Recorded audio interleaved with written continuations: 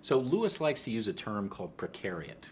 And I'm going to tell a little story, and we're going to see if this actually fits into that category.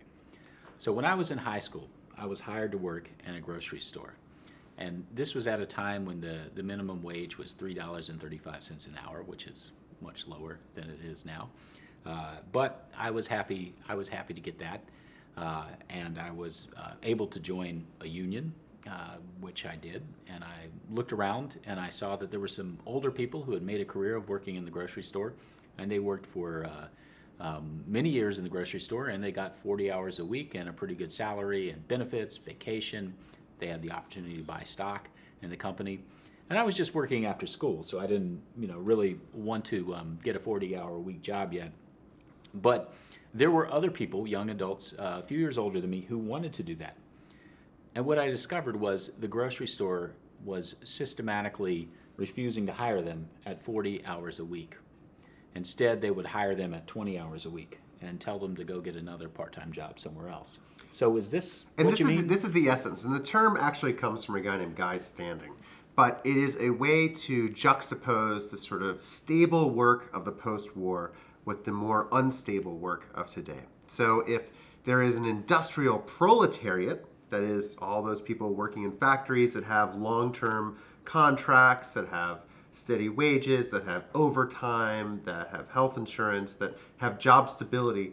What we live in now is something that is called the precariat, or the precarious proletariat, in that so many people are struggling to make ends meet on these part-time jobs, on these temporary gigs, on these uncertain futures.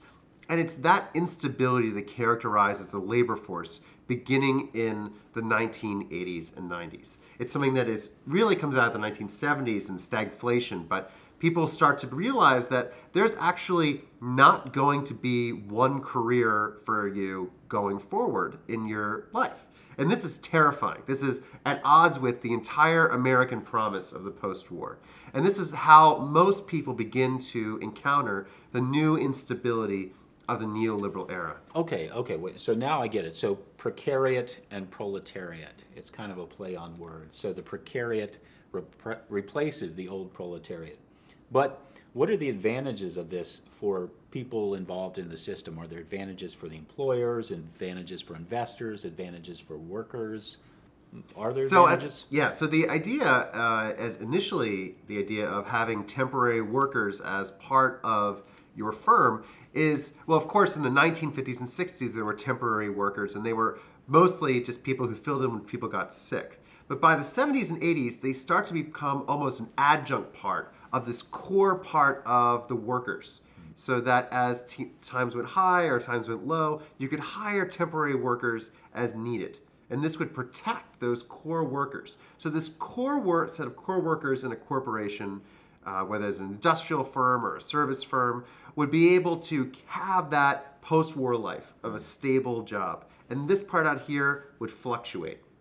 But as time went on, by the 80s and 90s, especially in the 90s, as you start to get into the era of downsizing, especially after the recession of the early 90s, companies begin to think about, well, why even have this core part of the firm anymore? Why not just constantly outsource, constantly employ temporary workers who we can employ without the need to pay benefits, without any need of obligation in the long term between the firm and the worker? And this is really where it comes from, this instability.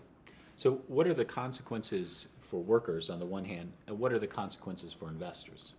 Yeah, for workers, it is for those who are at the top of the top of society. For instance, consultants and people who have entrepreneurs with their own little firms. Then it's a great thing. They can really engage with this more unstable world and create opportunities for themselves. But for most people who are stringing together 2-3 jobs at a time, who work as adults at McDonald's or at a grocery store, a job that would have been for teenagers in the post-war, it becomes increasingly difficult to make ends meet. And you can see this shift in the very structure of the labor force driving part of the new inequality. So for investors and for the corporations that those investors buy stock from, what we see is this time period from the 80s until 2013, we see tremendous gains in the stock market and in the profitability and in the stock prices of these companies. Are those shifts directly related, the shift to a precariat model and the long run-up in the profitability and the capitalization of American companies? Well, certainly the ability to depress wages increases the profits of corporations. And the ability to threaten any worker with the outsourcing or replacement by a temporary worker enables capital to have basically a new arsenal against workers. They're no longer invested in long-term stability. They're only interested in short-term profits. And this shareholder value that is maximized through the stock market takes priority over other stakeholders in the corporation, whether it's managers, workers, or even consumers. So as I was working at the grocery store and looking around at these older people and also looking at the sort of narrowing opportunity for a lot of the younger people, I started to wonder, why is it that this company didn't try this 20 years ago or 30 years ago or 40 years ago? It was obviously connected to increasing profitability. Well, it goes back to what we were saying about conglomerates and about the post-war corporation and planning. So that these corporations were afraid, they were terrified of being market-oriented. They wanted to bring everything inside and to keep order. And it was that long-term planning, that belief in managerial science, which would make corporations profitable.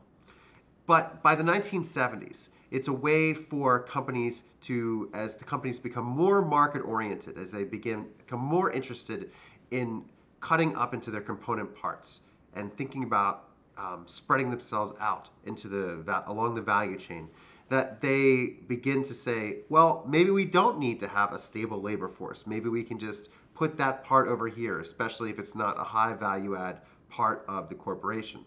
And so they can employ contract labor and manufacturers for manufacturing and just keep the most essential parts of the labor force inside, so that Nike, Apple don't manufacture anything. They keep all their designers in-house, all the sort of high salary, very expensive, high knowledge staff in-house, and everything else is outsourced. Nike and Apple do not own factories. And this is the essence of the transformation, not just for labor, but for capital in the last 30 years. All right, so wait a minute. You're telling this story as if everything happened because of a change in what managers believe. And I know that's part of the story. But ideology does matter. Oh, yeah, definitely. Yeah. It matters. I agree. But at the same time, I know that if the company I worked for had attempted to impose those kinds of contracts in previous decades, then there could quite possibly have been a strike. And the union might not have won the strike, but it would have been very uncomfortable for the company. That much is sure. No, you're absolutely right. And so through the 70s and 80s, you see a succession of buyouts of unions, right? On the docks, in factories, especially auto factories, of people who are being bought out of their contracts and replaced by younger workers who have less protection, less representation. And temporary workers are part of the system. They're part of a system that protects these core workers with their good post-war Fordist union jobs, and in this alongside them are these younger workers who never get access. They're part of this post-Fordist economy that's unstable, that's flexible, that has all these benefits for shareholders but not for workers. And so there is this juxtaposition. So American unions are somewhat complicit in this, in that it benefits the workers, the union workers, but not possible union workers of the next generation. So you have a sort of a split in the workplace, right? So you have an older generation of people who think of themselves as working class, and they identify as working class and Poles as blue-collar workers, but they've decided that their interests are different from the younger workers. And the younger workers really are the precariat at that point.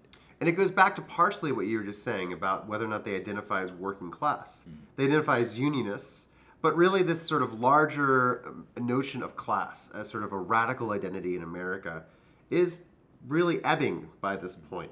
So that they identify as people who work and in these unions, but they don't see themselves as part of a radical class. And this is both the promise and the poison of the way in which American unions become part of corporate liberalism in the post-war. They rely on the state to enforce their contracts. They rely on the state to enforce their identity. And so they abandon these older notions of radical class. And so the AFL-CIO is successful in many ways, but not in sustaining itself for the next generation.